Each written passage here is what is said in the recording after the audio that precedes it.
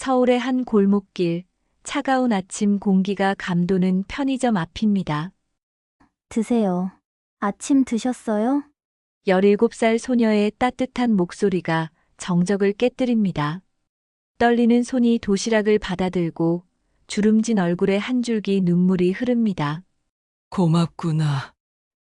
정말 고맙구나. 며칠 후 평범했던 학교 운동장이 술렁거립니다. 검은색 고급 세단 세대와 정장 입은 경호원들, 뭐야? 연예인이라도 오는 거야? 무슨 일이지? 경호원들 좀 봐. 학생들의 수군거림 속에서 차 문이 열립니다. 보라색 한복을 입은 품위 있는 노년 여성이 우아하게 내립니다.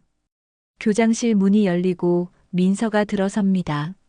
소파에 앉아 있는 그 여성을 본 순간 민서의 얼굴이 굳어집니다. 뭐니? 안녕하세요, 여러분. 17살 소녀 민서가 건넨 도시락 하나. 그 작은 선행이 만들어낸 놀라운 기적. 노숙자 할머니의 충격적인 정체와 예상치 못한 반전들이 여러분을 기다리고 있습니다. 오늘 이야기가 마음에 드신다면 구독과 좋아요 부탁드립니다. 지금부터 그날의 도시락 이야기를 시작하겠습니다. 서울의 오래된 주택가 골목길에 아침 햇살이 비스듬히 내려앉았습니다. 좁은 골목 사이로 빨래를 넣는 소리, 어디선가 들려오는 라디오 소리가 평화롭게 어우러지는 시간이었죠. 민서는 부엌에서 도시락을 싸며 작은 한숨을 내쉬었습니다. 냉장고를 열어보니 반찬이라곤 어제 만들어둔 계란말이와 김치, 그리고 콩나물 무침 뿐이었습니다. 17살 민서에게 아침은 늘 전쟁 같은 시간이었습니다. 엄마는 새벽 5시부터 식당 일을 나가셨고, 민서는 혼자 일어나 학교 갈 준비를 해야 했죠. 도시락 뚜껑을 닫으며 민서는 거울에 비친 자신의 모습을 바라봤습니다. 교복은 작년에 산 것이라 소매가 짧아졌고, 운동화는 밑창이 닳아 미끄러웠습니다.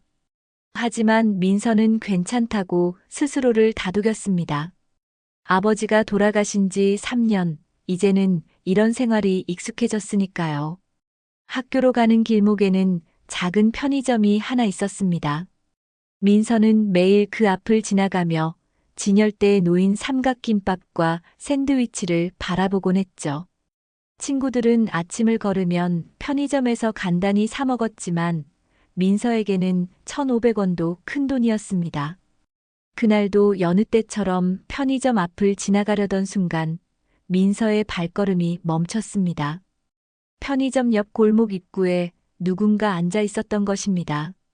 허름한 검은색 점퍼를 입고 머리는 하얗게 센 채로 헝클어진 노년의 여성이었죠.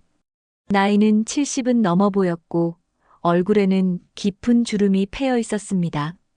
할머니는 벽에 기댄 채 멍하니 허공을 바라보고 있었는데 손은 깍지를 낀 채 무릎 위에 가지런히 올려놓고 있었습니다.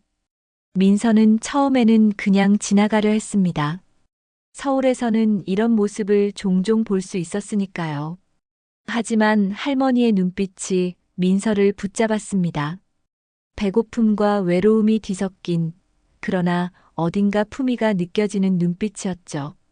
할머니는 말없이 앉아만 있었지만 민서는 직감적으로 알 수 있었습니다. 할머니가 며칠은 굶었다는 것을 말입니다. 입술은 말라 있었고 광대뼈가 도드라져 보였으며 손등에는 혈관이 선명하게 드러나 있었습니다. 민서는 가방에서 도시락을 꺼내 들었습니다. 오늘 점심으로 먹으려던 것이었죠. 잠시 망설이다가 민서는 할머니 앞으로 다가갔습니다. 그리고 조용히 도시락을 내밀었습니다. 드세요. 아침 드셨어요? 할머니는 놀란 듯 민서를 올려다봤습니다.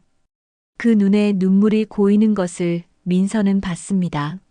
할머니는 떨리는 손으로 도시락을 받아들었고 고개를 깊이 숙였습니다. 도시락을 받는 할머니의 손이 미세하게 떨리고 있었는데 그 손이 의외로 곱고 단정했다는 것을 민서는 눈치챘습니다. 고맙구나. 정말 고맙구나. 할머니의 목소리는 쉰 듯했지만 어딘가 모르게 따뜻했습니다. 그리고 발음이 정확하고 품위가 있었죠.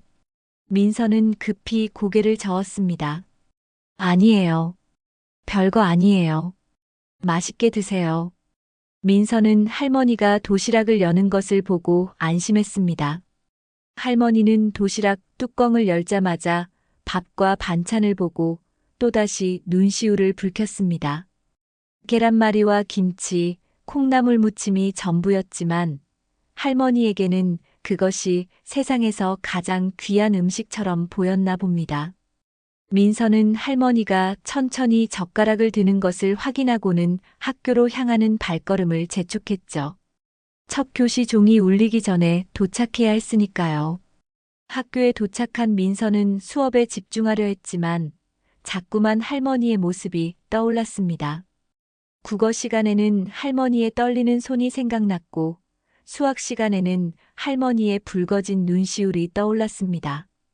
점심시간이 되자 친구들은 급식실로 향했고 민서는 물만 마시며 책상에 앉아 있었습니다. 배가 고팠지만 이상하게도 견딜만 했습니다. 민서야, 급식 안 먹어? 같은 반 수진이가 물었습니다. 민서는 웃으며 고개를 저었죠. 배가 안 고파서. 아침에 많이 먹었거든. 거짓말이었습니다. 하지만 민서는 이상하게도 마음이 따뜻했습니다. 누군가에게 도움이 되었다는 생각이 배고픔보다 더 큰 만족감을 주었던 것입니다. 오후 수업 시간 내내 민서는 할머니가 밥을 다 드셨을까, 따뜻한 곳으로 가셨을까 궁금해했습니다. 방과 후 집으로 돌아가는 길 민서는 다시 편의점 앞을 지났습니다. 할머니는 이미 그곳에 없었죠. 도시락은 깨끗이 비워진 채 편의점 앞 쓰레기통 옆에 가지런히 놓여 있었습니다. 젓가락까지 도시락 위에 단정하게 올려져 있었고 도시락 뚜껑도 제대로 닫혀 있었습니다. 민서는 빈 도시락을 들고 집으로 향했습니다. 도시락을 들고 가는 내내 민서는 할머니가 어디로 가셨을까 생각했습니다. 저녁이 되어 엄마가 돌아오셨을 때 민서는 오늘 있었던 일을 말하지 않았습니다. 엄마는 피곤한 얼굴로 저녁을 차리셨고 민서는 엄마를 도와드렸죠. 된장찌개와 김치, 그리고 계란 프라이가 전부인 소박한 저녁상이었지만 민서에게는 충분했습니다. 식탁에 앉아 밥을 먹으며 민서는 생각했습니다. 내일도 할머니를 만날 수 있을까? 만약 만난다면 이번에는 따뜻한 국도 함께 가져가야겠다고 말입니다. 그날 밤 민서는 오랜만에 편안하게 잠들었습니다. 창밖으로 들려오는 자동차 소리와 먼 곳에서 들려오는 개 짖는 소리가 자장가처럼 들렸죠. 민서는 꿈속에서 할머니가 맛있게 밥을 먹는 모습을 봤습니다. 할머니의 얼굴에 번진 작은 미소가 민서의 마음을 따뜻하게 만들었습니다. 내일 아침 민서는 조금 더 일찍 일어나 도시락을 2개 싸기로 마음먹었습니다. 다음 날 아침 민서는 평소보다 30분 일찍 일어났습니다. 부엌으로 나가니 엄마는 이미 출근하신 뒤였고 식탁 위에는 메모가 하나 놓여 있었죠. 밥 챙겨 먹고 학교 잘 다녀와. 엄마가.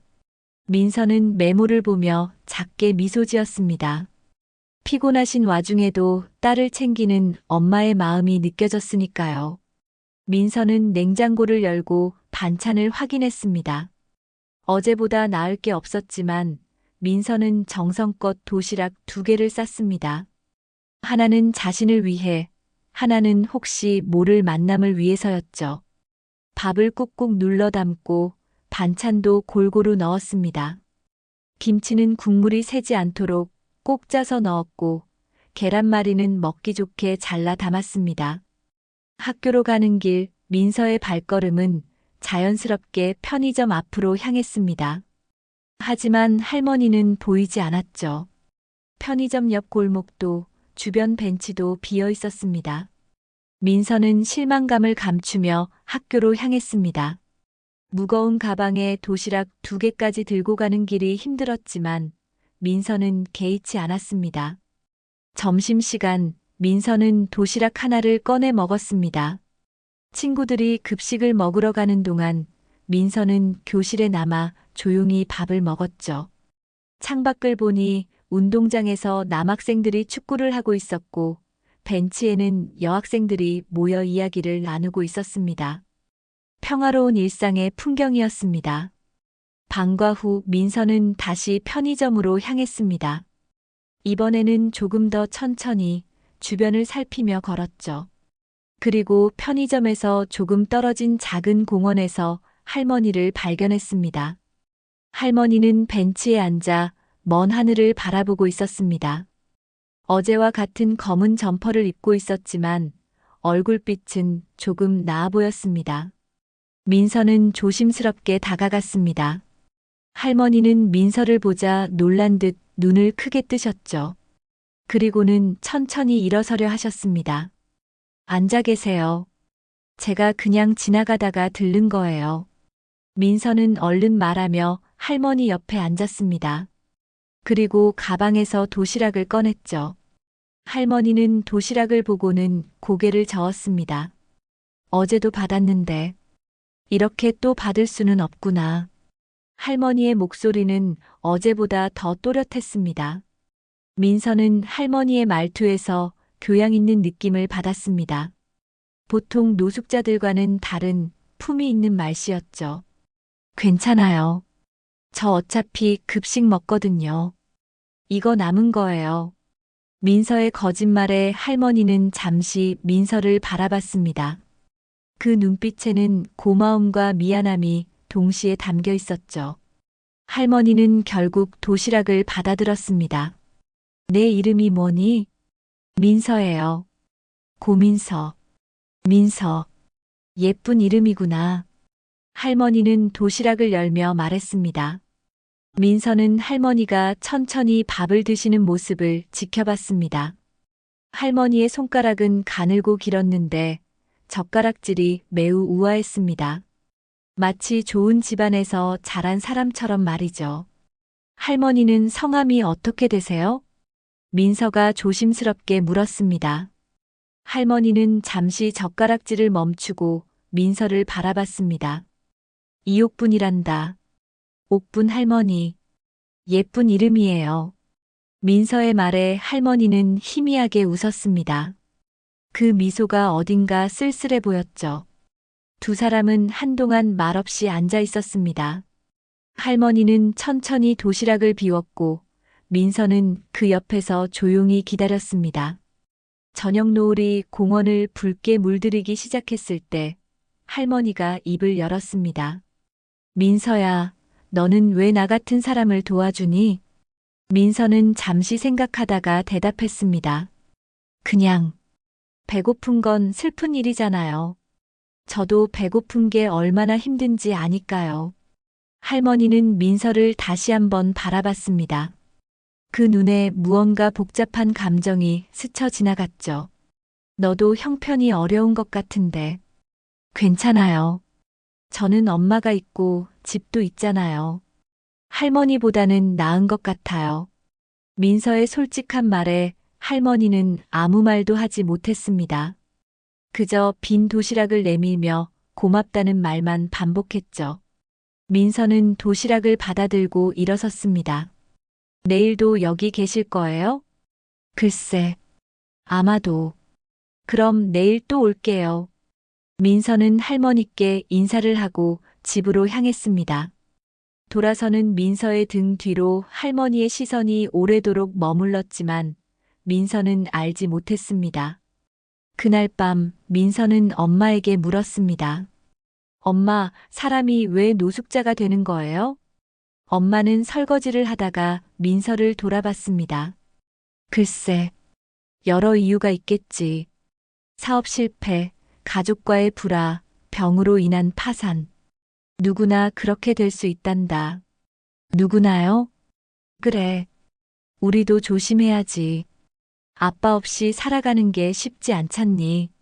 엄마의 말에 민서는 고개를 끄덕였습니다. 그리고 다시 물었죠. 그런데 엄마, 노숙자 중에도 원래 잘 살던 사람들이 있을까요? 있겠지. 왜 물어보니? 그냥 궁금해서요.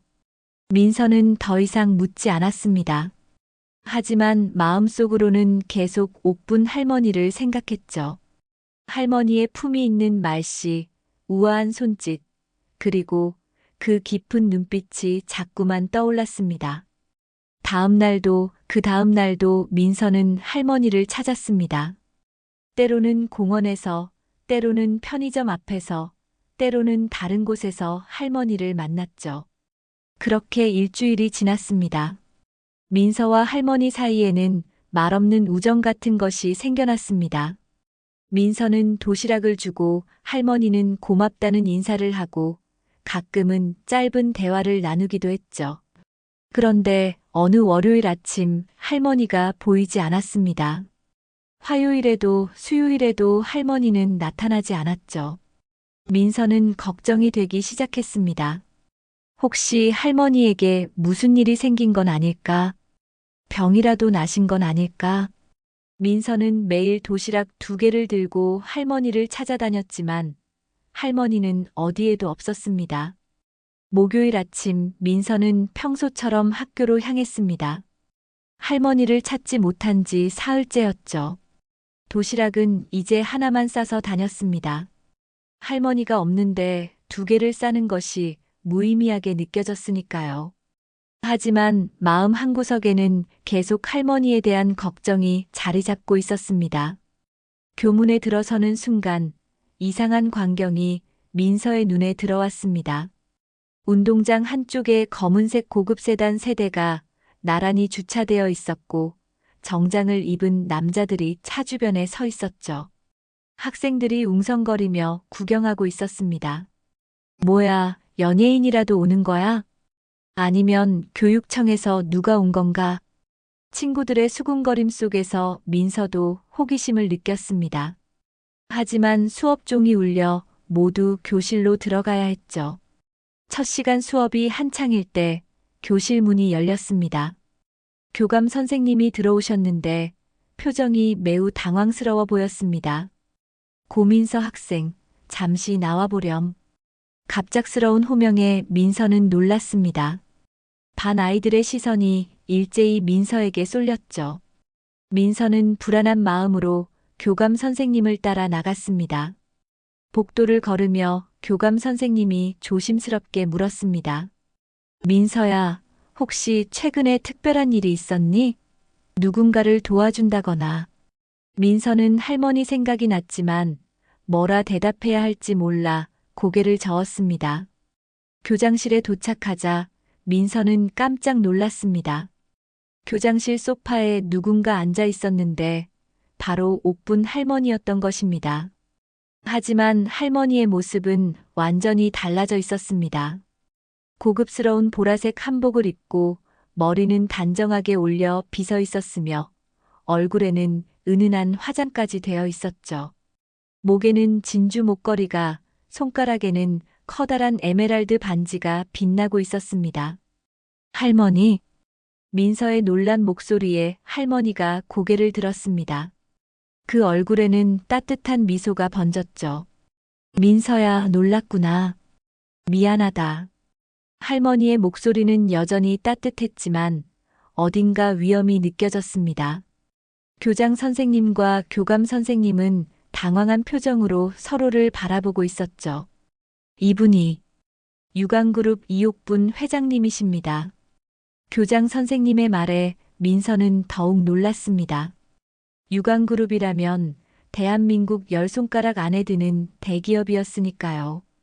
텔레비전 뉴스에서만 보던 그 유관그룹의 회장이 바로 자신이 도시락을 나눠준 그 할머니라니 민서는 믿을 수가 없었습니다. 잠시 민서와 단둘이 이야기를 나누고 싶습니다. 할머니의 말에 교장 선생님과 교감 선생님은 황급히 교장실을 나갔습니다. 교장실에는 민서와 할머니만 남게 되었죠. 앉으렴, 민서야. 할머니는 민서를 소파로 이끌었습니다. 민서는 얼떨떨한 마음으로 할머니 맞은편에 앉았죠. 정말 죄송해요, 할머니. 제가 무례하다니 무슨 소리니? 너는 나를 한 인간으로 대해줬어. 그게 얼마나 고마운 일인지 아니? 할머니의 눈가에 눈물이 맺혔습니다. 민서는 당황해서 어쩔 줄 몰라 했죠. 사실 나는 20년 전에 집을 나왔단다. 아들들의 경영권 다툼, 며느리들의 재산 싸움. 그 모든 것에 지쳐서 말이야. 모든 걸 버리고 나와서 그냥 평범한 사람처럼 살고 싶었어. 할머니는 천천히 이야기를 이어갔습니다. 처음에는 작은 원룸에서 살았지. 그런데 시간이 지나면서 돈도 떨어지고 나이는 들고 어느새 거리에서 살게 되었단다. 그래도 괜찮았어. 적어도 그 지긋지긋한 싸움에서는 벗어났으니까. 민서는 할머니의 이야기를 조용히 들었습니다. 재벌가의 회장이 스스로 모든 것을 버리고 노숙자가 되었다는 이야기가 믿기지 않았지만 할머니의 눈빛은 진실을 말하고 있었습니다. 그런데 너를 만났지. 아무것도 가진 게 없는 것처럼 보이는 어린 학생이 자신의 점심 도시락을 선뜻 내밀더구나. 그것도 매일같이 말이야. 저는 그냥 알아. 너는 그냥 배고픈 사람을 도와준 거겠지. 하지만 민서야, 너는 나에게 잊고 있던 것을 다시 깨닫게 해줬어. 인간의 따뜻함, 순수한 선의가 아직 이 세상에 존재한다는 것을 말이야. 할머니는 민서의 손을 잡았습니다. 따뜻하고 부드러운 손이었죠. 그래서 결심했어. 다시 돌아가기로. 내가 가진 것들을 제대로 쓰기로 말이야. 그럼 이제 다시 회사로 돌아가시는 거예요? 그래. 어제 비서실장을 불러서 모든 것을 정리했단다. 20년 만에 복귀라 회사가 발칵 뒤집혔지만 말이야. 민서는 이 모든 상황이 꿈만 같았습니다. 자신이 도와준 노숙자 할머니가 대기업 회장이라니 드라마에서나 나올 법한 이야기였으니까요. 그런데 할머니, 왜 저한테 이런 이야기를? 민서야, 나는 너에게 보답하고 싶구나. 내가 나에게 준 것만큼, 아니, 그보다 더 많이 말이야. 할머니는 가방에서 서류 봉투를 꺼냈습니다. 이건 장학금 증서란다. 내 대학 등록금과 생활비를 모두 지원하는 거야. 그리고 내 어머니께도 우리 회사에서 더 좋은 일자리를 제공하고 싶구나. 민서는 깜짝 놀라 손사래를 쳤습니다. 아니에요, 할머니. 저는 그런 걸 바라고 도와드린 게 아니에요. 알아. 그래서 더 주고 싶은 거야. 민서야, 때로는 받는 것도 베푸는 거란다. 내가 거절하면 나는 평생 내게 빚진 마음으로 살아야 해. 할머니의 진심 어린 말에 민서는 더 이상 거절할 수 없었습니다. 눈물이 핑 돌았죠. 그때 교장실 문이 열리고 정장을 입은 남자가 들어왔습니다. 회장님, 일정이 있으십니다. 알았어. 금방 가마. 할머니는 일어서며 민서를 다시 한번 꼭 안아주었습니다. 민서야, 너는 내 은인이야. 평생 잊지 않을게. 할머니가 나간 후 민서는 한동안 교장실에 멍하니 앉아 있었습니다. 손에 들린 서류 봉투가 무겁게 느껴졌죠. 교실로 돌아가는 발걸음이 무거웠습니다. 복도에서 만난 친구들이 무슨 일이냐고 물었지만 민서는 뭐라 대답할 수가 없었습니다. 그날 오후 학교는 온통 그 이야기로 떠들썩했습니다. 유광그룹 회장이 직접 학교에 찾아와 민서를 만났다는 소문이 순식간에 퍼졌죠. 선생님들도 학생들도 모두 민서를 신기한 눈으로 바라봤습니다. 하지만 민서는 그저 당황스러울 뿐이었습니다. 집에 돌아와 엄마에게 모든 것을 이야기했을 때 엄마는 믿을 수 없다는 표정이었습니다. 서류를 확인하고서야 실감이 났죠. 엄마는 민서를 꼭 안으며 울었습니다. 우리 민서가 정말 착한 일을 했구나. 그날 밤 민서는 잠이 오지 않았습니다. 할머니와의 만남이, 그리고 앞으로 바뀔 자신의 삶이 실감나지 않았으니까요. 금요일 아침 민서는 평소와 같은 시간에 일어났지만 학교 분위기는 완전히 달라져 있었습니다. 교문 앞에는 몇몇 기자들이 서성이고 있었고 학생들은 민서를 보자마자 수군거리기 시작했죠. 민서는 고개를 숙인 채 빠르게 교실로 들어갔습니다.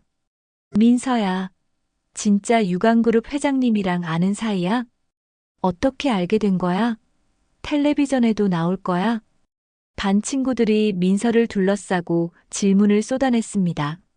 민서는 당황해서 뭐라 대답해야 할지 몰랐죠. 그때 담임 선생님이 들어오셨습니다. 자, 모두 자리에 앉아. 민서도 많이 당황스러울 테니 조용히 해주자. 선생님의 말에 학생들은 마지못해 자리로 돌아갔습니다. 하지만 수업 시간 내내 민서를 향한 시선은 계속되었죠. 점심시간이 되자 더 큰 일이 벌어졌습니다. 급식실로 가려던 민서를 교무실에서 부른 것입니다. 교무실에는 낯선 사람들이 와 있었는데 유관그룹 비서실 직원들이었습니다. 민서 양 회장님께서 점심 식사를 함께 하시자고 하십니다. 지금요? 네, 차가 밖에 대기하고 있습니다. 민서는 거절하고 싶었지만 담임 선생님이 조용히 다녀오라고 권했습니다. 학교 밖으로 나가니 검은색 고급 세단이 기다리고 있었죠. 차에 타자 부드러운 가죽 시트와 은은한 향수 냄새가 민서를 감쌌습니다. 차는 서울 시내의 한 호텔로 향했습니다. 민서는 텔레비전에서만 보던 특급 호텔 로비를 지나 최상층 레스토랑으로 안내받았습니다. 창밖으로는 서울 시내가 한눈에 내려다 보였죠. 할머니는 창가 자리에 앉아 있었습니다. 어제와는 또 다른 모습이었는데 정장을 입고 있었지만 표정은 여전히 따뜻했습니다. 민서야, 와줘서 고마워. 할머니, 이런 곳까지 불러주셔서. 부담스러워요. 부담스러워하지 마. 나는 너와 제대로 된 식사를 한번 하고 싶었단다. 웨이터가 메뉴판을 가져왔지만 민서는 무엇을 골라야 할지 몰랐습니다. 가격을 보니 한 접시에 자신의 한 달 용돈보다 비쌌으니까요. 내가 추천해 줄게. 여기 스테이크가 아주 맛있단다. 할머니가 주문을 하는 동안 민서는 주변을 둘러봤습니다. 레스토랑에는 정장을 입은 사람들이 조용히 식사를 하고 있었죠. 모두가 여유롭고 품이 있어 보였습니다. 민서야, 학교에서 많이 힘들었지? 조금요. 갑자기 관심을 받으니까 어색해요. 미안하구나. 내가 조용히 처리하려고 했는데 소문이 너무 빨리 퍼져버렸어. 음식이 나왔습니다. 민서는 난생 처음 먹어보는 고급 스테이크 앞에서 포크와 나이프를 어떻게 써야 할지 망설였죠. 할머니가 부드럽게 가르쳐 주었습니다. 천천히 잘라서 먹으면 돼. 서두를 필요 없어. 민서가 스테이크를 한 입 먹자 입안에서 고기가 부드럽게 녹았습니다. 이렇게 맛있는 음식은 처음이었죠. 민서야, 사실 오늘 너를 부른 이유가 있단다. 할머니가 진지한 표정으로 말했습니다. 내 가족들이 너에 대해 알게 되었어. 그리고 좋지 않은 반응을 보이고 있지. 좋지 않은 반응이요? 내가 너에게 장학금을 주기로 한 것, 그리고 더 나아가 내가 너를 특별하게 생각한다는 것에 대해 의심하고 있어. 혹시 내가 나를 속인 게 아니냐고 말이야. 민서는 가슴이 철렁 내려앉았습니다. 저는 정말 아무것도. 알아, 나는 너를 믿어. 하지만 내 아들들과 며느리들은 그렇지 않단다. 그들은 내가 계산적으로 접근했다고 생각해. 할머니는 한숨을 쉬었습니다. 특히 큰아들 준호가 강하게 반발하고 있어. 내 뒤를 조사하겠다고도 했지. 민서는 무서워졌습니다. 자신은 그저 배고픈 할머니를 도와드렸을 뿐인데 이런 일에 휘말리게 될 줄은 몰랐으니까요. 그래서 내가 제안하고 싶은 게 있단다. 할머니는 서류 하나를 꺼냈습니다. 이건 입양 서류야. 내가 너를 법적으로 손녀로 입양하고 싶구나. 민서는 깜짝 놀라 숟가락을 떨어뜨렸습니다. 입양이요? 그건 너무. 생각해보렴. 내가 내 법적 가족이 되면 아무도 너를 함부로 하지 못해. 그리고 내가 받을 지원도 정당한 것이 되지. 하지만 저에게는 엄마가 있어요. 엄마를 버릴 수는 없어요. 물론이야. 내 어머니와의 관계는 그대로 유지하면서 법적으로만 내 손녀가 되는 거야. 내 어머니께도 이미 양해를 구했단다. 민서는 혼란스러웠습니다. 너무 큰 일이 한꺼번에 벌어지는 것 같았죠. 시간을 드릴게. 천천히 생각해 보렴. 식사가 끝나고 학교로 돌아오는 길 민서는 계속 생각에 잠겨 있었습니다. 차 안에서 비서가 말했습니다. 민서 양 회장님은 정말 민서 양을 아끼십니다. 20년 만에 처음으로 진심으로 웃으시는 것을 봤어요. 학교에 도착하니 오후 수업이 한창이었습니다. 민서가 교실에 들어서자 또다시 모든 시선이 집중되었죠. 민서는 자리에 앉아 수업을 들으려 했지만 집중이 되지 않았습니다. 방과 후 민서는 곧장 집으로 향했습니다. 현관문을 열고 들어가니 엄마가 거실에 앉아 있었습니다. 평소라면 이 시간에 일하고 계실 텐데 오늘은 일찍 들어오신 것 같았죠. 엄마. 민서야, 앉아봐. 엄마의 표정이 심각했습니다. 민서는 엄마 옆에 조심스럽게 앉았죠. 오늘 오전에 유관그룹에서 사람이 왔었어. 너를 입양하고 싶다고 하더구나. 엄마는 어떻게 생각하세요? 엄마는 민서의 손을 잡았습니다. 민서야, 엄마는 내가 더 좋은 환경에서 살기를 바라. 하지만 내가 우리 딸이라는 건 변하지 않아. 법적인 서류가 뭐든 간에 말이야. 엄마, 그 할머니, 아니, 회장님이 너를 정말 아끼시는 것 같더라. 그리고 솔직히 말하면 우리에게는 좋은 기회야. 너도 좋은 교육을 받을 수 있고, 엄마도 더 나은 일자리를 얻을 수 있고. 엄마의 눈에 눈물이 고였습니다. 엄마가 무능해서 너에게 좋은 것을 해주지 못했는데, 이런 기회라도 생겨서. 엄마, 그런 말 하지 마세요. 엄마는 최고의 엄마예요. 민서도 울먹였습니다. 두 사람은 서로를 꼭 안았죠. 그날 밤 민서는 깊은 생각에 잠겼습니다. 입양이라는 것이 무엇을 의미하는지, 그리고 앞으로 자신의 삶이 어떻게 바뀔지 상상하기 어려웠습니다. 하지만 한 가지는 확실했죠. 그날 도시락을 건넸던 작은 선행이 이렇게 큰 변화를 가져올 줄은 정말 몰랐다는 것입니다. 토요일 오후 민서는 유관그룹 본사 건물 앞에 서 있었습니다. 하늘을 찌를 듯한 68층 건물이 위압적으로 보였죠. 할머니의 비서가 마중 나와 있었습니다. 민서 양, 오늘은 회장님 가족분들과 만나는 자리입니다. 너무 긴장하지 마세요.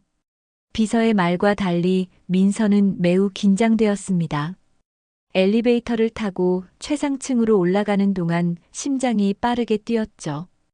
회장실 옆 대회의실에 들어서자 여러 사람들이 앉아 있었습니다.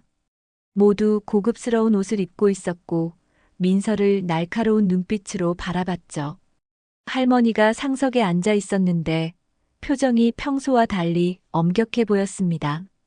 이쪽이 민서입니다. 할머니의 소개에 민서는 어색하게 인사했습니다. 안녕하세요. 이게 그 아이입니까? 중년 남성이 차가운 목소리로 물었습니다. 할머니의 큰아들 준호였죠. 날카로운 눈매와 각진 턱선이 인상적이었습니다. 그래, 내가 이야기한 그 아이다. 어머니, 정말 이 아이를 입양하실 생각이십니까? 고작 도시락 몇 개 줬다고? 준호의 목소리에는 비아냥거림이 묻어 있었습니다. 옆에 앉은 여성, 준호의 아내인 듯한 사람이 거들었죠. 어머님, 요즘 같은 세상에 순수한 선이란 없습니다. 분명 뭔가 노리고 접근한 거예요. 그만해라. 할머니의 단호한 목소리에 잠시 정적이 흘렀습니다. 민서는 내가 누군지도 모르고 도와준 아이다. 너희가 감히 판단할 일이 아니야. 하지만 어머니, 둘째 아들 준성이 끼어들었습니다. 20년 동안 행방불명이셨다가 갑자기 나타나셔서 이런 결정을 하시면 회사에 어떤 영향이 있을지 생각해 보셨습니까? 회사? 내가 만든 회사 말이냐? 할머니의 목소리가 차가워졌습니다. 너희가 그동안 어떻게 회사를 운영했는지 다 보고받았다. 서로 견제하고 싸우느라 회사 성장은 뒷전이었더구나. 가족들의 얼굴이 굳어졌습니다. 민서는 이 긴장된 분위기가 숨막혔죠. 자신 때문에 가족 간의 싸움이 벌어지는 것 같아 마음이 무거웠습니다. 그때 회의실 문이 열리고 한 청년이 들어왔습니다. 20대 후반으로 보이는 남성이었는데 캐주얼한 차림이 인상적이었죠. 할머니. 청년은 할머니에게 달려가 안겼습니다. 할머니의 표정이 순간 부드러워졌죠. 시우야, 왔구나. 할머니가 돌아오셨다는 소식 듣고 미국에서 바로 날아왔어요. 시우라는 청년은 막내 손자인 것 같았습니다. 시우는 민서를 보고 환하게 웃었습니다. 이분이 그 민서 씨죠? 할머니를 도와주신? 아, 네. 정말 감사합니다. 저희 할머니가 얼마나 고생하셨을지 도와주셔서 정말 고맙습니다. 시우의 진심 어린 인사에 민서는 당황했습니다. 다른 가족들과는 완전히 다른 반응이었으니까요. 시우야, 너까지 왜 그러니? 준호가 짜증스럽게 말했습니다. 아버지, 할머니가 20년 만에 돌아오셨는데 이게 뭐 하는 짓입니까? 환영해드려야 할 분위기 아닌가요? 넌 아직 어려서 모른다. 이건 단순한 문제가 아니야. 뭐가 복잡해요? 할머니가 어려울 때 도와준 사람한테 보답하시겠다는데 그게 뭐가 문제입니까? 시우와 준호 사이에 신경전이 벌어졌습니다. 민서는 점점 더 불편해졌죠. 저는 괜찮아요. 입양 같은 거 안 하셔도 돼요. 민서가 조심스럽게 말했습니다. 모든 시선이 민서에게 쏠렸죠. 정말 괜찮아요. 할머니가 건강하게 돌아오신 것만으로도 기뻐요. 가족 간에 싸우시는 건 할머니도 원하시지 않을 거예요. 민서의 말에 할머니가 민서를 바라봤습니다. 그 눈에는 애틋함이 담겨 있었죠. 민서야. 할머니, 제가 도와드린 건 정말 아무것도 아니었어요. 그냥 사람이 해야 할 일을 한 것뿐이에요. 그런데 이렇게 큰 보답을 받으려니 오히려 마음이 무거워요. 준호가 비웃듯이 말했습니다. 거봐요, 어머니. 애도 부담스러워 하지 않습니까? 아니에요. 민서가 단호하게 말했습니다. 부담스러운 건 맞지만 할머니의 마음은 정말 감사해요. 그리고 만약 제가 할머니 가족이 되는 것이 할머니를 더 힘들게 한다면 저는 그냥 이대로가 좋아요. 민서의 진심 어린 말에 회의실이 조용해졌습니다. 시우가 박수를 치기 시작했죠. 역시 할머니 안목이 정확하셨어요. 민서 씨는 정말 좋은 사람이에요. 할머니가 일어섰습니다. 오늘 모임은 여기까지다. 민서는 나와 함께 가자. 할머니와 민서가 회의실을 나가려는데 준호가 말했습니다. 어머니, 이 일은 아직 끝나지 않았습니다. 할머니는 돌아보지 않고 나갔습니다. 민서는 황급히 할머니를 따라갔죠. 회장실에 들어선 할머니는 큰 한숨을 쉬었습니다. 미안하구나, 민서야. 너에게 이런 불편한 자리를 겪게 해서. 괜찮아요, 할머니. 가족들이 걱정하시는 것도 이해해요. 넌 정말 어떻게 그렇게 마음이 고울 수가 있니? 할머니는 민서의 머리를 쓰다듬었습니다. 민서야, 내 제안은 여전히 유효하단다. 하지만 내가 정말 원하지 않는다면 강요하지 않을게. 대신 다른 방법으로 도와주고 싶구나. 할머니, 일단 장학재단을 만들 거야. 민서장학재단이라는 이름으로. 너처럼 어려운 환경에서도 따뜻한 마음을 잃지 않는 아이들을 돕는 재단이지. 민서는 놀랐습니다. 제 이름을요? 그래. 내가 나에게 가르쳐 준 것을 세상에 전하고 싶구나. 그리고 너는 그 재단의 첫 번째 수혜자가 되는 거야. 민서의 눈에 눈물이 고였습니다. 할머니의 따뜻한 마음이 가슴 깊이 전해졌으니까요. 집으로 돌아오는 길 민서는 많은 생각을 했습니다. 재벌과의 복잡한 관계, 할머니의 외로움, 그리고 자신이 맡게 된 예상치 못한 역할에 대해서 말이죠. 하지만 한 가지는 분명했습니다. 할머니와의 만남이 자신의 삶을 완전히 바꾸고 있다는 것을요. 그날 밤 민서는 일기장에 썼습니다. 선의는 때로 예상치 못한 파장을 일으킨다. 하지만 그것이 두려워서 선행을 멈출 수는 없다. 할머니가 내게 가르쳐 준 것처럼 나도 계속해서 따뜻한 마음을 잃지 않을 것이다. 월요일 아침 민서가 학교에 도착하자 교문 앞이 술렁거렸습니다. 고급 외제차 한 대가 서 있었고 그 앞에 시우가 기다리고 있었던 것입니다. 캐주얼한 정장 차림의 시우는 학생들 사이에서 단연 눈에 띄었죠. 민서 씨, 시우가 밝게 손을 흔들었습니다. 주변 학생들이 수군거리기 시작했죠. 잠시 이야기 좀 할 수 있을까요? 민서는 당황했지만 시우를 따라 조용한 곳으로 이동했습니다. 학교 정원 벤치에 앉자 시우가 먼저 말을 꺼냈죠. 토요일에 정말 죄송했어요. 우리 가족들이 너무 무례했죠. 아니에요. 이해해요. 사실 저는 할머니가 살아계신 것만으로도 감사한데 아버지와 작은아버지는 재산 걱정만 하시네요. 시우의 목소리에는 씁쓸함이 묻어났습니다. 민서 씨, 할머니가 왜 집을 나가셨는지 아세요? 민서는 고개를 저었습니다. 20년 전 할아버지가 돌아가신 후 아버지와 작은아버지가 경영권을 두고 싸우기 시작했어요. 할머니는 두 아들 사이에서 고통받으셨죠.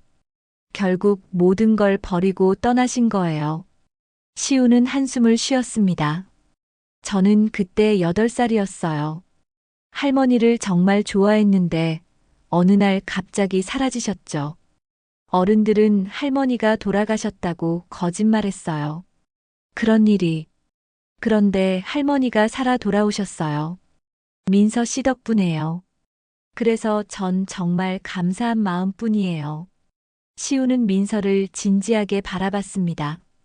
민서 씨, 할머니를 지켜주세요. 우리 가족들로부터요. 민서는 시우의 간절한 눈빛에 당황했습니다. 그때 민서의 핸드폰이 울렸죠. 할머니의 비서였습니다. 민서 양, 지금 당장 병원으로 와주실 수 있을까요? 회장님이. 민서의 얼굴이 하얗게 질렸습니다. 시우도 전화 내용을 눈치챘는지 급히 일어났죠. 제 차로 모셔다 드릴게요. 둘은 급히 병원으로 향했습니다. 병원 특실에 도착하니 할머니가 침대에 누워 있었고 의사와 간호사들이 분주히 움직이고 있었죠. 준호와 준성도 와 있었는데 표정이 심각했습니다. 할머니. 민서가 다가가자 할머니가 약하게 눈을 떴습니다. 민서야. 왔구나. 할머니, 왜 이러세요? 갑자기. 의사가 설명했습니다. 급성 스트레스로 인한 심장 이상입니다. 안정을 취하셔야 해요.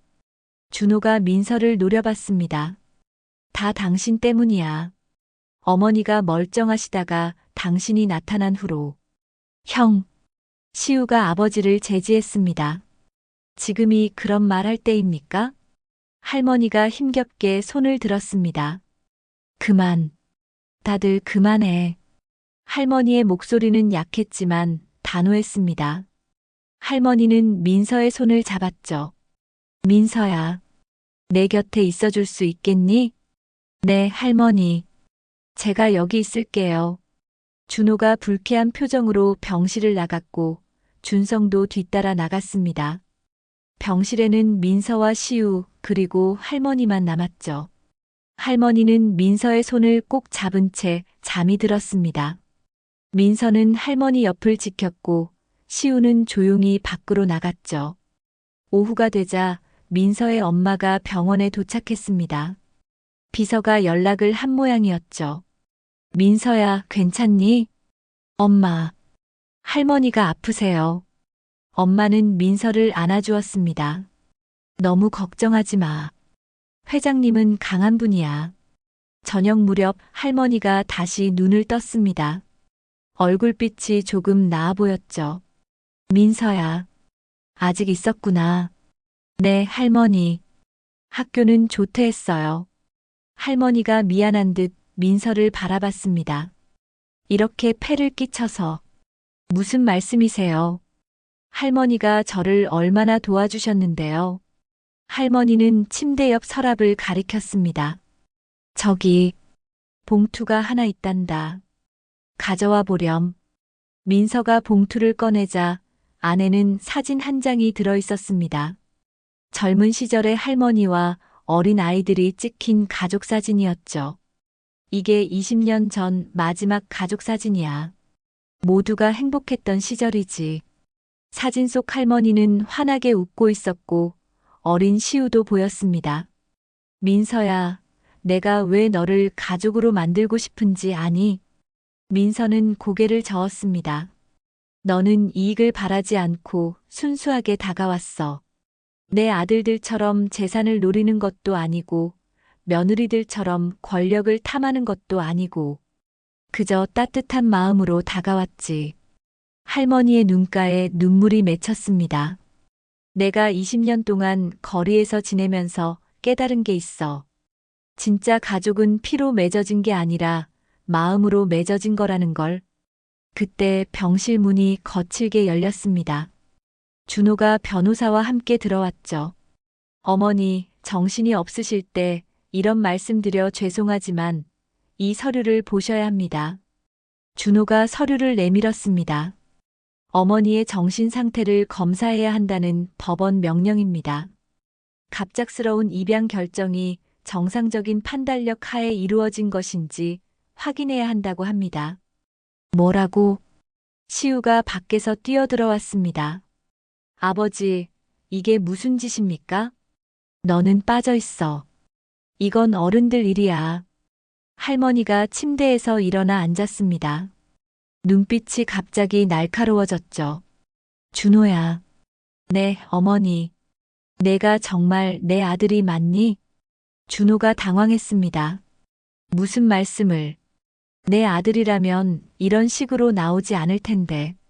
병든 어미에게 법원 명령서를 들이밀다니. 어머니, 이건 회사를 위해서. 회사? 내가 맨손으로 일으킨 회사를 내가 걱정한다고? 할머니의 목소리가 점점 커졌습니다. 의사가 들어와 진정시키려 했지만 할머니는 멈추지 않았죠. 민서야. 네, 할머니. 내일 기자회견을 열 거야. 내가 내 곁에 있어주겠니? 민서는 망설였지만 할머니의 간절한 눈빛에 고개를 끄덕였습니다. 좋아. 그럼 내일 모든 것을 공개하겠어. 내가 왜 집을 떠났는지, 어떻게 살았는지, 그리고 왜 민서를 선택했는지. 준호의 얼굴이 창백해졌습니다. 회사 이미지에 큰 타격이 있을 게 분명했으니까요. 어머니, 그러시면. 그래, 내 염려대로 주가가 떨어질 수도 있겠지. 하지만 진실은 밝혀져야 해. 할머니는 다시 민서를 바라봤습니다. 민서야, 내일이 되면 내 삶이 완전히 바뀔 거야. 준비되었니? 민서는 깊게 숨을 들이쉬었습니다. 무섭기도 했지만 할머니를 위해서라면 무엇이든 할 수 있을 것 같았죠. 네, 할머니. 준비됐어요. 화요일 오전 10시 유광그룹 본사 대강당에는 수백 명의 기자들이 모여 있었습니다. 카메라 플래시가 터지고 방송 카메라들이 줄지어 설치되어 있었죠. 민서는 무대 뒤에서 떨리는 마음을 진정시키려 애썼습니다. 민서 씨, 괜찮아요? 시우가 걱정스럽게 물었습니다. 민서는 억지로 미소를 지었죠. 네, 괜찮아요. 하지만 손은 계속 떨리고 있었습니다. 교복을 입은 평범한 고등학생이 이런 자리에 서게 될 줄은 꿈에도 몰랐으니까요. 무대로 나가는 통로에서 준호와 준성이 서 있었습니다. 준호가 차갑게 말했죠. 아직이라도 늦지 않았어. 지금 포기하면 내게 충분한 보상을 해주겠다. 민서는 고개를 저었습니다. 저는 할머니와의 약속을 지킬 거예요. 어린 것이 뭘 안다고. 그때 할머니가 휠체어를 타고 나타났습니다. 어제보다 훨씬 건강해 보였지만 의사의 권유로 휠체어를 사용하고 있었죠. 준호야, 준성아. 너희도 자리에 앉아라. 두 아들은 마지못해 객석으로 향했습니다. 할머니는 민서의 손을 잡았죠. 민서야, 무서우면 내 손을 꼭 잡고 있으렴. 둘은 함께 무대로 나갔습니다. 수백 개의 카메라가 일제히 그들을 향했고 플래시 세례가 쏟아졌죠. 민서는 눈이 부셔 제대로 앞을 볼 수 없었습니다.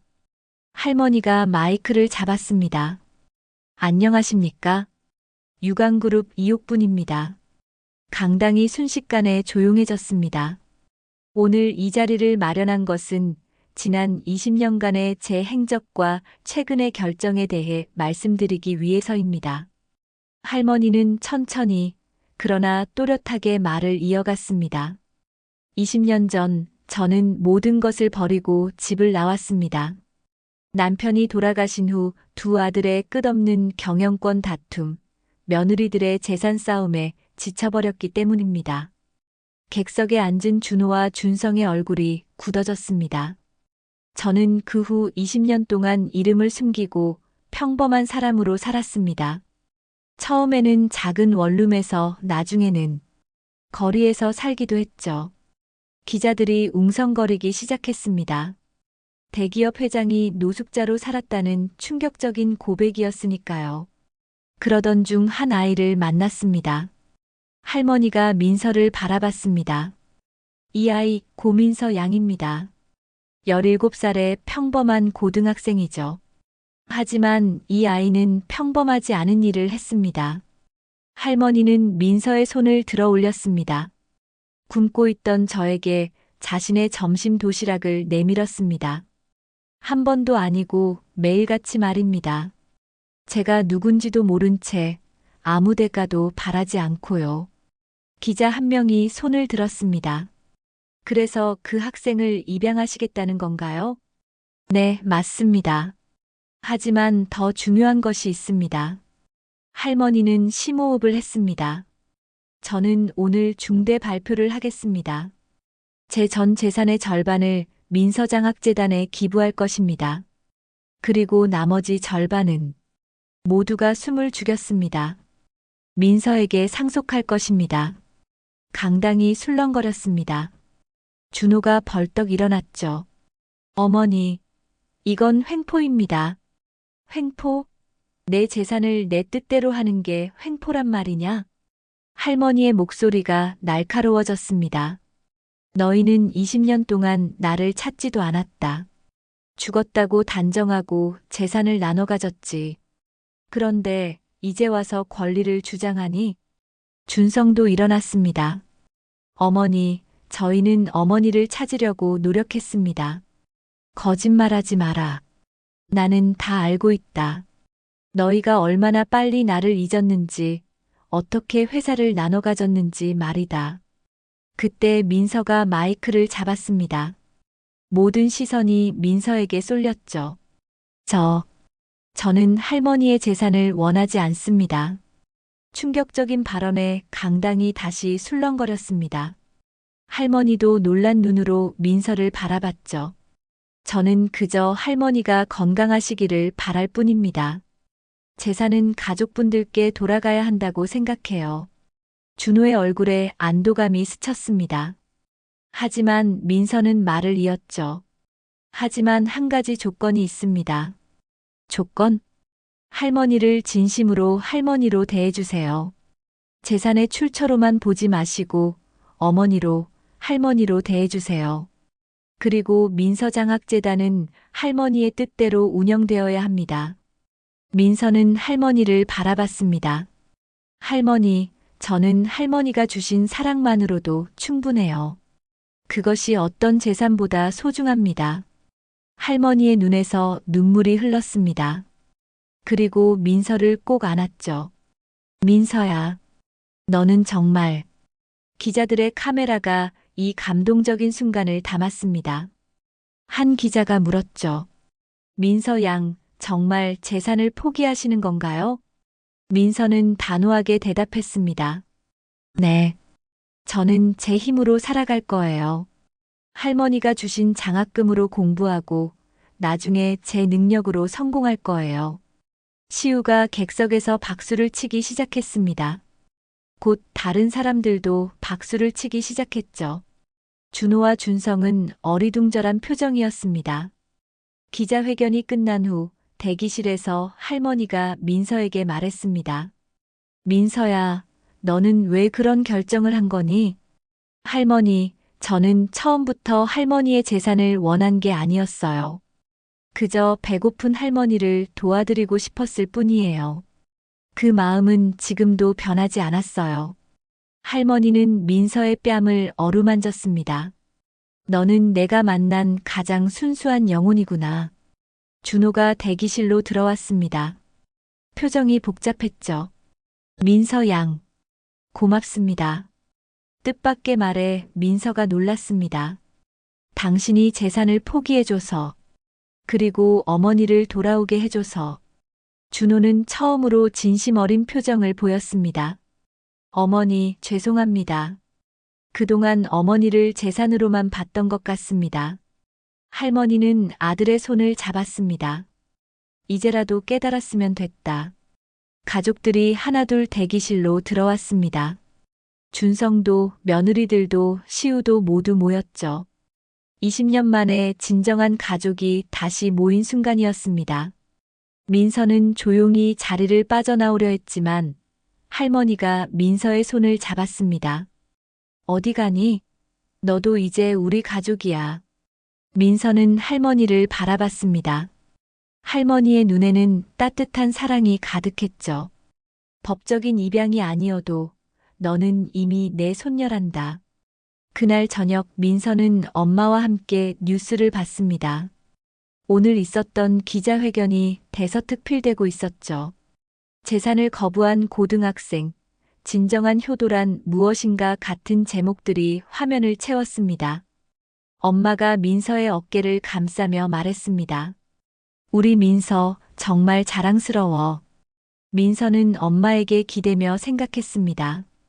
진정한 부는 돈이 아니라 사랑이라는 것을, 그리고 자신은 이미 충분히 부자라는 것을 말입니다. 3개월 후 가을이 깊어가는 10월의 어느 토요일 오후였습니다. 민서는 유광그룹 본사 건물 50층에 위치한 민서장학재단 사무실에서 서류를 검토하고 있었죠. 재단 설립 후 첫 장학생 선발을 앞두고 있었습니다. 민서 이사님, 이번 지원자가 3,000명이 넘습니다. 재단 직원이 보고했습니다. 민서는 이사라는 호칭이 아직도 어색했지만 할머니의 뜻에 따라 재단 이사직을 맡고 있었죠. 모든 서류를 꼼꼼히 검토해 주세요. 정말 도움이 필요한 학생들을 찾아야 해요. 그때 문이 열리고 할머니가 들어왔습니다. 3개월 전과 달리 훨씬 건강해 보였죠. 정기적인 건강검진과 민서의 보살핌 덕분이었습니다. 우리 민서 이사, 주말에도 일하고 있구나. 할머니, 오늘은 쉬신다고 하지 않으셨어요? 너 보고 싶어서 왔지. 할머니는 민서 옆에 앉아 서류들을 함께 살펴봤습니다. 이 학생 사연이 참 안타깝구나. 부모님이 모두 아프신데도 공부를 포기하지 않았네. 네, 저도 그 학생을 눈여겨보고 있었어요. 저랑 비슷한 처지더라고요. 민서는 지원서를 한 장 한 장 정성껏 읽었습니다. 각각의 사연에는 절박함과 희망이 담겨 있었죠. 민서야, 넌 정말 변했구나. 제가요? 그래. 처음 만났을 때는 수줍고 조용한 아이였는데, 이제는 당당한 리더가 되었네. 민서는 쑥스럽게 웃었습니다. 실제로 지난 3개월 동안 많은 변화가 있었죠. 학교에서는 더 이상 그저 평범한 학생이 아니었고, 언론에서는 아름다운 청소년의 대표 사례로 민서를 다뤘습니다. 할머니, 다음 주가 그날이에요. 그날, 제가 할머니께 처음 도시락을 드린 날로부터 정확히 1년이 되는 날이요. 할머니의 눈가에 잔잔한 미소가 번졌습니다. 벌써 1년이 됐구나. 그날이 없었다면. 그때 시우가 급하게 들어왔습니다. 할머니, 민서 씨, 큰일 났어요. 무슨 일이니? 언론에서 민서 씨 가족을 취재하고 다닌대요. 어머니 일하시는 곳까지 찾아갔다고. 민서의 얼굴이 굳어졌습니다. 엄마가 걱정되었죠. 제가 가볼게요. 민서는 급히 일어났지만 할머니가 막았습니다. 시우야, 비서실에 연락해서 즉시 대응하도록 해. 민서 가족의 사생활은 철저히 보호되어야 해. 네, 할머니. 시우가 나간 후 할머니가 민서에게 말했습니다. 미안하구나. 너를 유명하게 만들어서. 괜찮아요, 할머니. 이 정도는 감수해야죠. 그때 민서의 핸드폰이 울렸습니다. 엄마였죠. 엄마, 괜찮으세요? 응, 괜찮아.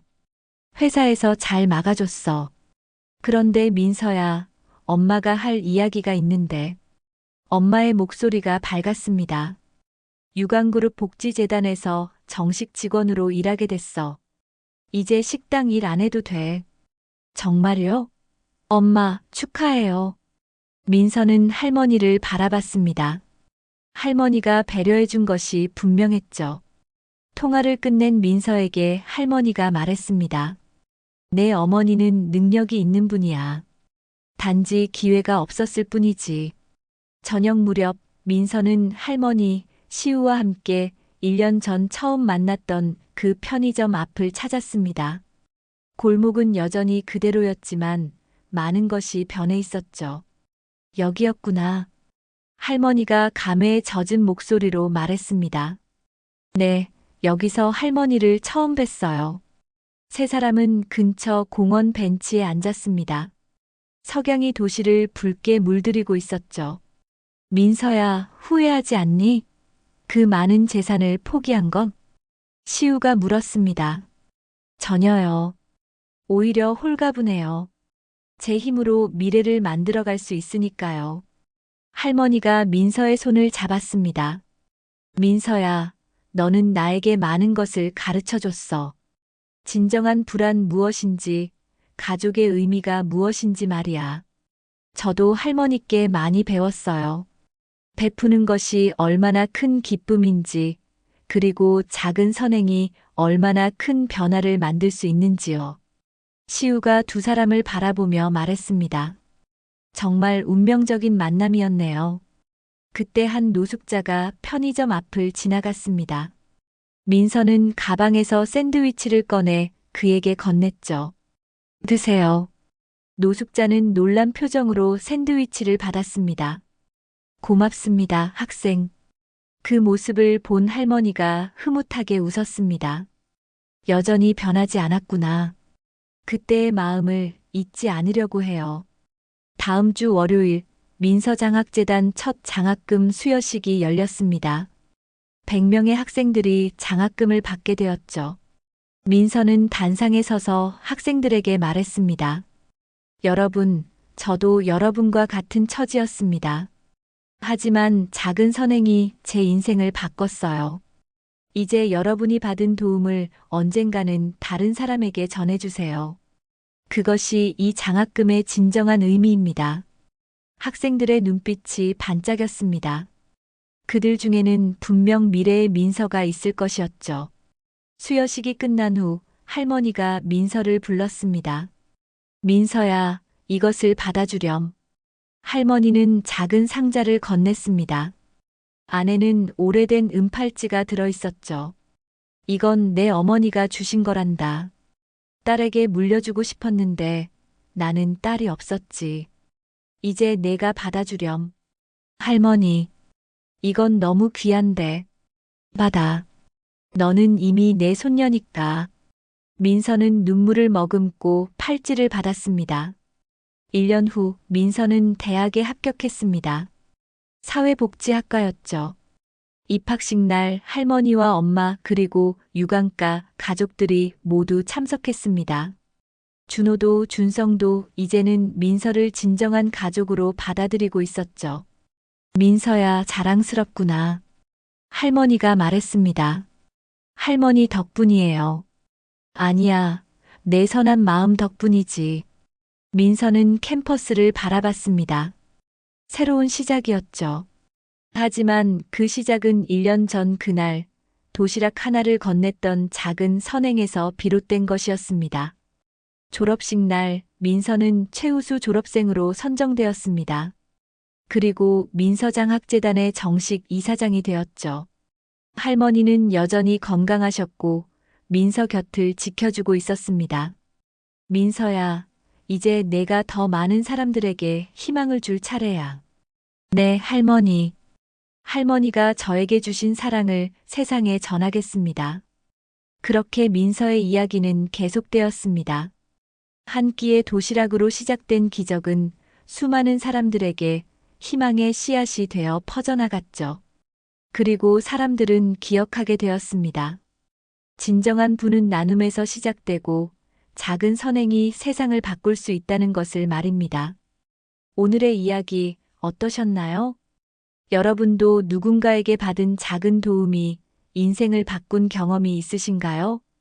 댓글로 여러분의 이야기를 들려주세요. 오늘 이야기가 마음에 드셨다면 구독과 좋아요, 알림 설정 부탁드립니다. 다음에도 따뜻한 이야기로 찾아뵙겠습니다. 함께 해주셔서 감사합니다.